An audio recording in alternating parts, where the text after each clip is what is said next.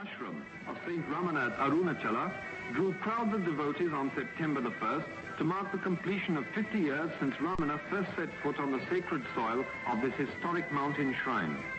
From far and near they flocked for darshan of the holy sage, who by the severest austerities and profound contemplation has attained spiritual wisdom and serenity unique in the country. Thousands draw comfort from his mere presence, for he neither preaches nor blames, setting at ease all who come to him by the essential goodness he radiates to all around. A good man in a troubled world.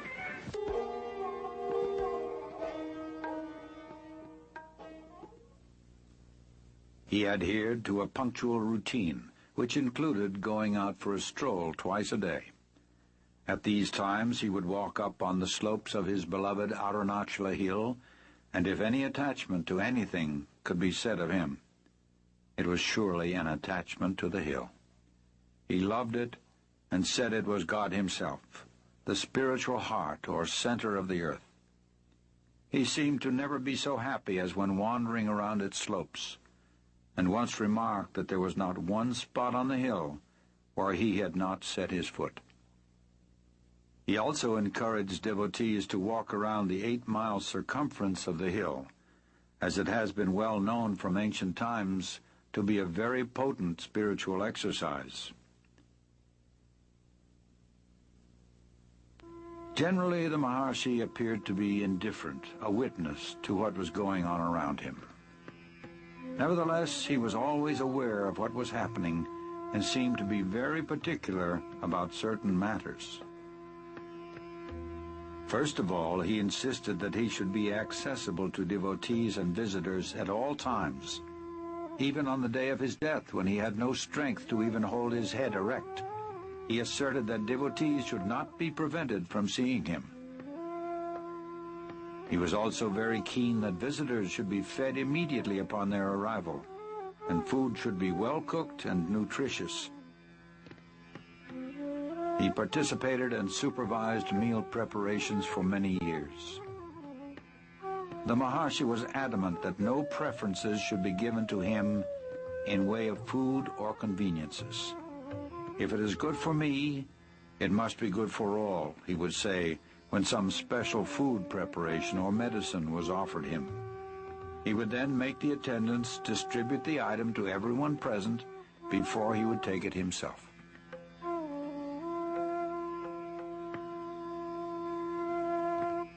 In his company, one would notice a total absence of distinction between men and women of different castes and creeds, of different races and religions, between a prince and a peasant, an ascetic and a householder. His equality extended far beyond human beings and embraced even plants and animals.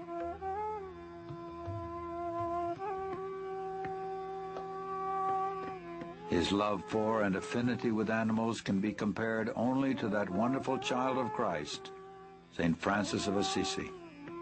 They all came to him, dogs, snakes, monkeys, crows, deer, peacocks, chipmunks, and cows, to name a few.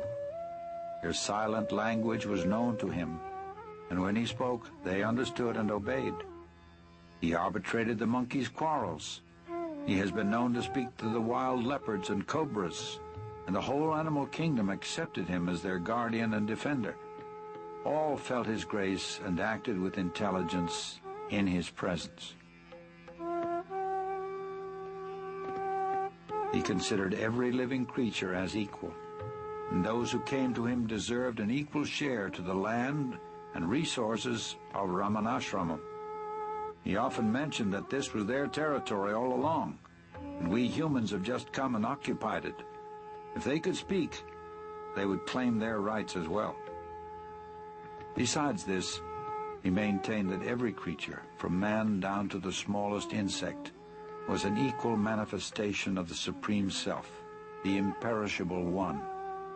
And even an animal can progress spiritually and on rare occasions attain liberation. This was demonstrated in the life of the cow Lakshmi. For over 20 years she lived in the ashram and exhibited a rare devotion to Bhagavan and intelligence in all matters. Bhagavan fully reciprocated her gentle devotion, and on her last day, and her end was near, in perfect reality. He often said that the true teaching was in silence, but this does not mean verbal expositions also were not given. And although he authorized many different methods of spiritual practice, he, however, laid the greatest emphasis on the path of self-inquiry. The first and foremost of all thoughts that arise in the mind is the primal I thought.